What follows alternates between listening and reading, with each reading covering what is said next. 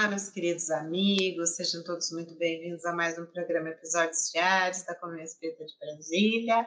Com muita alegria que continuamos aqui, sem a nossa amiga Flaviana neste momento, mas em breve, a gente está prometendo isso tem tempo, né, para vocês, e a gente não está conseguindo, gente, mas assim, nós vamos conseguir sim gravarmos alguns episódios juntas, porque a colaboração, as ideias, na hora que estamos reflexionando aqui com vocês, é muito mais produtivo quando uma complementa o pensamento da outra, não é mesmo? E continuamos então os nossos episódios diários. Hoje, o capítulo 20 do nosso livro Bilhetes Fraternais, uma psicografia de diversos médiuns e de diversos espíritos.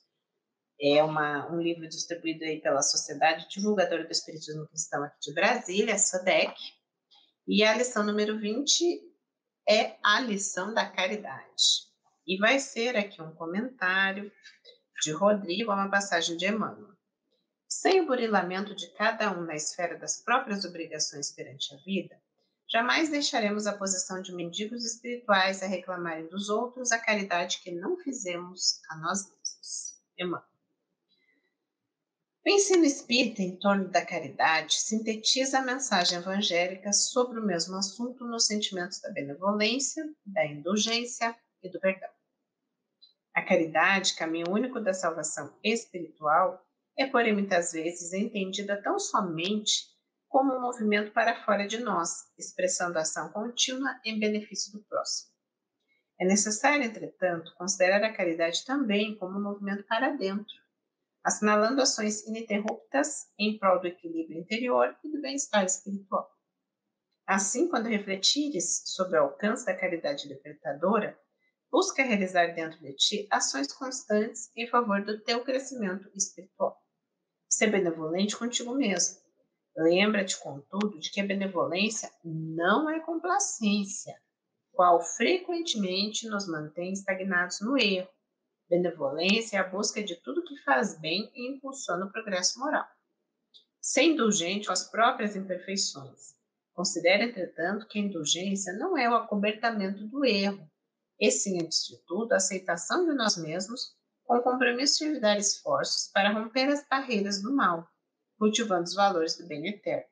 Perdoa-te também. Recorda, no entanto, que o perdão não é somente o esquecimento do mal, mas principalmente a concessão da oportunidade para repará-lo. Pratica desse modo a caridade consigo mesmo e estarás mais bem habilitado para exercitá-la em relação ao teu próximo. Rodrigo. Meus amigos, aqui ele enfoca a caridade para com a gente, né? Para conosco mesmo, para olharmos para nós. E aí ele vem nos trazer o conceito aqui da caridade no sentido do BIP. Vocês lembram do BIP? Que é, né, como que nós vamos fazer a caridade? Né? E os Espíritos nos respondem: benevolência para com todos, indulgência para as falhas alheias, para com as falhas alheias e perdão das ofensas. Mas Rodrigo nos chama a atenção que essa caridade ela precisa começar conosco. É um paradoxo isso, né, meus amigos? Porque, assim, ao mesmo tempo que muitos de nós só olham para si com aquela visão narcisista de só ter o seu prazer, de só fazer as coisas em benefício próprio, nós estamos aqui falando de um tema de palestra e que nós não vamos conseguir esclarecer, talvez fique assim muito, muito superficial, mas desse auto-amor para conosco. Essa benevolência, ele explica tão bem, né? Essa benevolência para conosco mesmo. Daí ele fala assim, mas benevolência não é complacência, a qual frequentemente nos mantém estagnados no erro. Não é para a gente aceitar, assim, eu sou síndrome de Gabriela, eu nasci assim, eu cresci assim, o meu erro é esse. Não, é a busca de fazer todo o bem possível, de sabermos, reconhecermos que temos aquele defeito, buscarmos nos transformar e buscarmos modificar, não talvez deixando de lado aquele defeito completamente, porque tudo é uma evolução, talvez numa reencarnação não seja tão fácil, mas começar a darmos o primeiro passo. Indulgência com as próprias imperfeições que temos, mas aí ele nos chama a atenção, não é acobertarmos o nosso erro, é realmente compreendermos nos acolhermos também. Por que eu errei? Por que eu fiz? Por que eu ajo dessa forma? Às vezes a gente não sabe por que a gente age daquela forma. Às vezes nós não sabemos por que nós somos tão irritadiços. Às vezes nós não sabemos por que nós somos tão violentos. Então, busquemos essa compreensão, nos permitir compreender, porque só compreendendo os motivadores é que conseguiremos mudar. É só compreendendo que o gatilho para os nossos defeitos é que conseguiremos nos transformar. E também nos perdoando, como ele diz aqui, não é somente o esquecimento do mal, mas a concessão de oportunidade para repará-lo.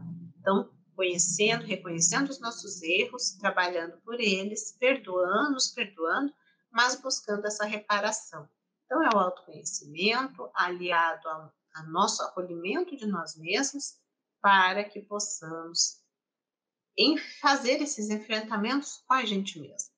Darmos o primeiro passo, porque muitos de nós, às vezes, nós não nos reformulamos porque nós nem sabemos que temos aquele defeito, ou às vezes, quando temos aquele defeito, não aceitamos que podemos mudar, ou às vezes não conseguimos entender o porquê que temos aquele defeito. Então, tudo isso faz parte de um longo processo de autoconhecimento, de autoburilamento, para que possamos irmos aos poucos corrigindo esses defeitos, essas imperfeições que trazemos, porque assim, meus amigos, conseguiremos fazer muito melhor a caridade para com o nosso próximo. Como ter empatia com o próximo sem ter empatia conosco? Como acolhermos o próximo sem nos autoacolhermos? Fica aí a reflexão, que todos nós possamos reflexionar sobre isso e que possamos, ao nos autoconhecer e nos auto-perdoar e sermos benevolentes para conosco mesmos, também entender o próximo, abrir o coração para entender as dificuldades, os erros do próximo, permitindo assim essa conexão perfeita para a prática da caridade. Caridade real, caridade verdadeira. E é isso, meus queridos, até a próxima.